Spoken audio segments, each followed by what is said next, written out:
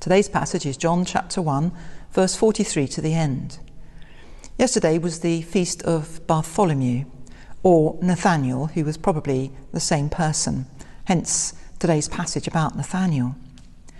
You might also want to refresh your memory of Genesis 28, verse 11 to 17, the story of Jacob's ladder, which Jesus alludes to here.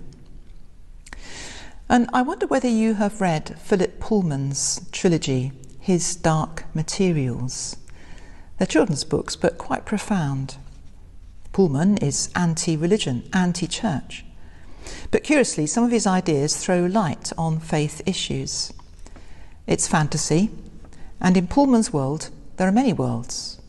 And you can cut a window in the air, like unzipping a door, and step through into another world. They're close. Sometimes we make the mistake of thinking heaven and God are far away. In a three-tier universe, as people used to imagine it in biblical times, with earth on our level and heaven above and the abode of the dead beneath, to get to heaven, you would need a ladder. Jacob saw one in his dream. And on waking, he realised it wasn't just a vivid dream, but that he really had been in the presence of God. How awesome. And the revelation to Jacob was that anywhere at all, one could encounter God. Jacob was on a journey in the wilderness, alone at night, in deep trouble, running away from his brother's revenge. It was not an auspicious occasion.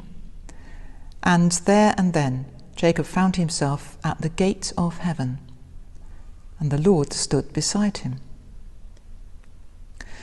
1,000 or so years later, the Lord stood beside Nathanael and said, "Well, here's a straight-talking, down-to-earth, no-nonsense chap, no flies on him." Perhaps a reference to Nathanael's scathing remark to Philip, "Can anything good come out of Nazareth?" And Nathanael is shocked out of his cynicism. "You are the Son of God. You are the King of Israel," he cries. Shades of Jacob the trickster, declaring, "Whoa, this is the house of God." And Nathanael realises, like Jacob, that he's standing in the very presence of God. And Jesus' reply deliberately evokes Jacob's dream. "You will see heaven opened, and the angels of God ascending and descending upon," not a ladder, "upon the Son of Man." The connection between earth and heaven has changed, or at least it looks different. Jesus now embodies that connection. He is that connection. Nathanael called him Son of God, and Jesus replies, calling himself Son of Man. The God-man. The one in whom the connection is finally made, the one who unites human and divine, the incarnate God. You and I may well ask the question, how can we find God?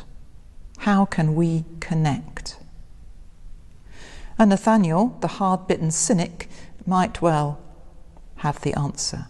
"You, Jesus of Nazareth," he might have said, "are like God, so like that I can only call you Son of God." This is where we can connect with God. This is the thin place. This is the window in the air through which we can gain access into the very presence, the very heart of God.